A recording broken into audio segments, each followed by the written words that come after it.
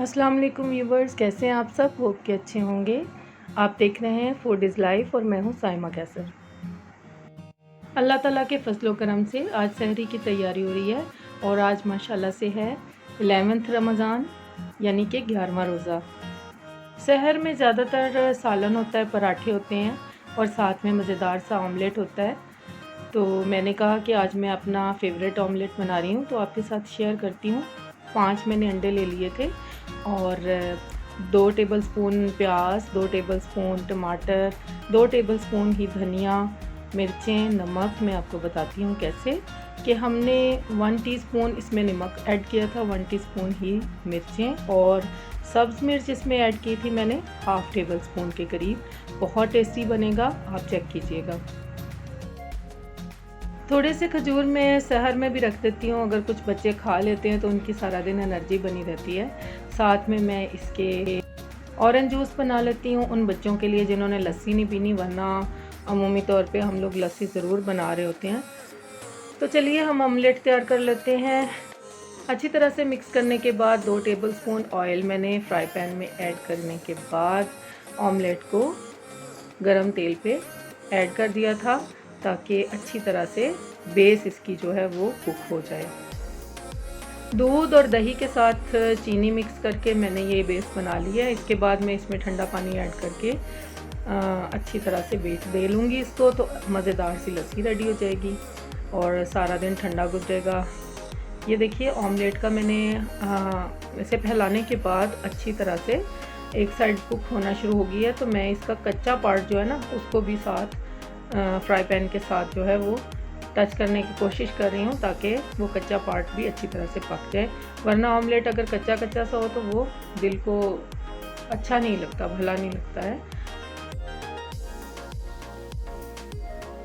Omelette हमारा मज़े से कुक हो गया है, जिसमें तकरीबन 1.5 से 2 मिनट लगे हैं अच्छी तरह से इसे कुक होने में। तो चलिए प्लेट में ऐड कर लेते हैं। हमारे घर में सालन और ऑमलेट, पराठे वगैरह इसी की सहर होती है, इसके साथ ही सहरी की जाती है। हमारा मज़ेदार सा जूस, ऑमलेट और लस्सी तैयार हो चुके हैं। तो चलिए जल्दी से पराठे तैयार कर लेते हैं ताकि सहरी में लेट ना हो जाए कहीं। पेड़ा मैंने बेल लिया है और अब जल्दी से इसका पराठा तैयार कर लेते हैं। फ्राई पैन में ऐड करती हूँ। बड़ी फास्टली पराठे आज तैयार करने होंगे, थोड़ी सी देर हो चुकी है। बच्चे और इनके पापा इंतज़ार कर रहे होंगे जल्दी से पराठे आएँ और हम सहरी करें।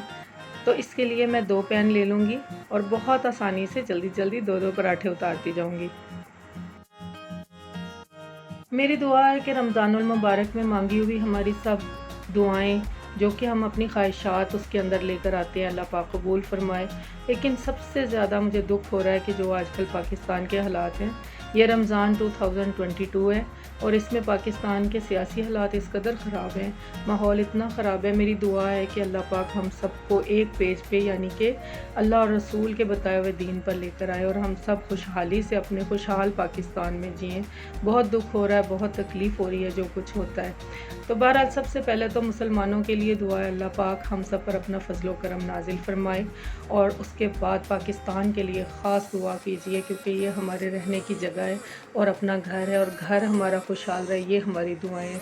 तो देखिए ये मैंने 2-2 पैन्स लेकर उन पे वो सहर तैयार कर ली हुई है यानी कि पराठे, और अल्लाह पाक का शुक्र है कि सारी सहरी अच्छी तरह से तैयार हो चुकी है।